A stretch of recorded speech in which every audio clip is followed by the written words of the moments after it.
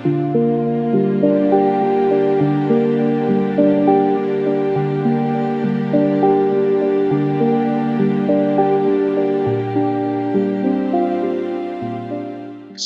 Celebrity Studies Journal started in 2010, so it's relatively new. It's only 10 years old.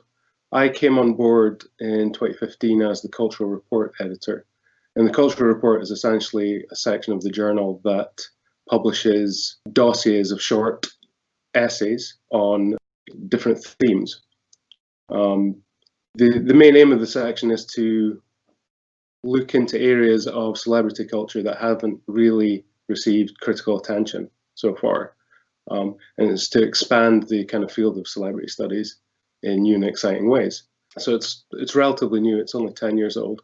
I came on board in 2015 as the Cultural Report editor, and the Cultural Report is essentially a section of the journal that publishes essays on different themes. The main aim of the section is to look into areas of celebrity culture that haven't really received critical attention so far, and it's to expand the kind of field of celebrity studies in new and exciting ways. Essentially, I look for people to write something interesting about a topic, and then if that works out, I look for other authors and we put together themed dossiers.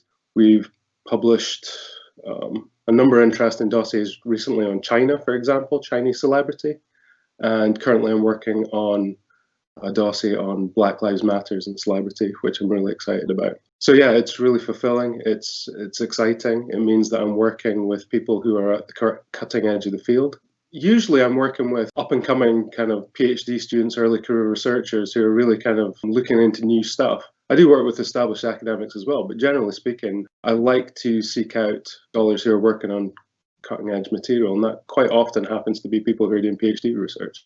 By looking at celebrities in media studies, you can think of lots of different aspects that are directly related to everyday life, but also kind of the tools of media studies itself. So you're thinking about semiotics, you're thinking about closed textual analysis of celebrities, you're thinking about history, you're thinking about politics, you're thinking about communication, questions of power, fake news, you're thinking about consumption, you're thinking about audiences, you're thinking about capitalism, you're thinking about style and aesthetics.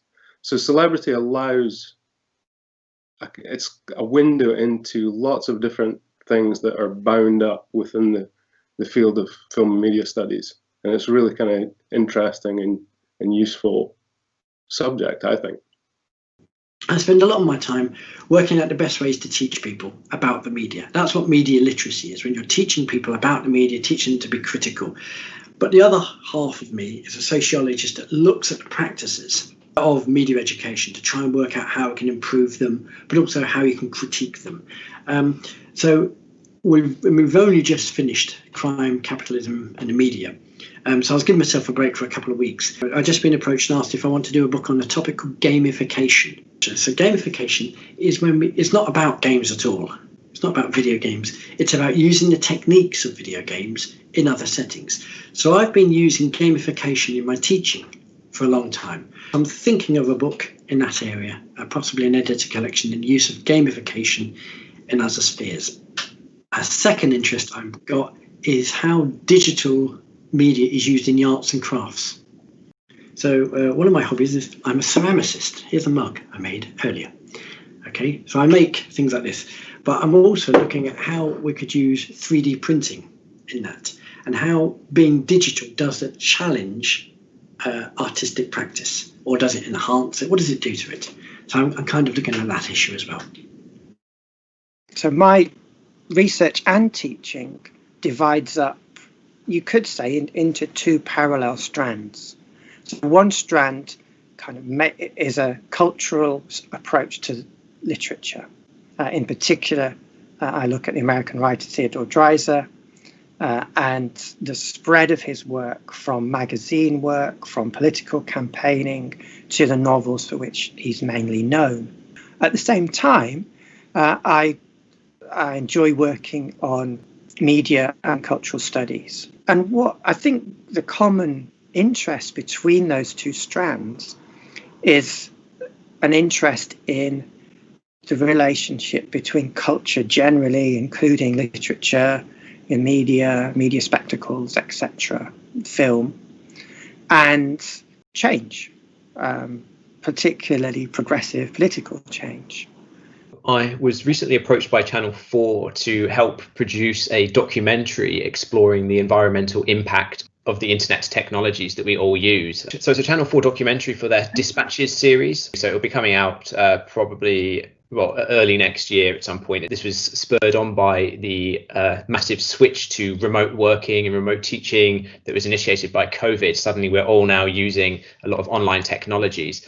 And we often think of the online as very kind of immaterial or very not very physical. It doesn't take place in the real world. It's like we use words like the cloud and cyberspace to describe this. And that kind of overlooks the environmental impact of these services. Basically, well, even though we have been thinking of these services as very green, one of the biggest myths of the digital age is that of the environmentally friendly internet. And so really I've been working with Channel 4 to draw attention to the energy and emissions impact of the cloud, essentially. And so what we're doing is we're building on some of my research that I undertook, my fieldwork in the data center industry. And what we're doing is basically trying to sort of quantify the impact of the emissions that are involved in things like streaming Netflix or posting a tweet. We need to start being more aware of this if we're going to start addressing the climate emergency.